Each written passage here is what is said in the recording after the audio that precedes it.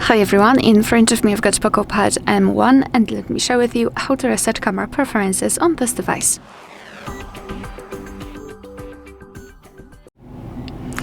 So let's start with opening the camera app. Now we are in the standard photo mode, but it doesn't really matter because we will open general settings. So let's tap on this arrow in the at the top and go to the settings here. Now we have to go to this general section, scroll down and go to other settings, and here we've got the option restore defaults. So let's simply tap on it and tap on OK. The settings flashed a little bit and it means that we just successfully reset all camera preferences.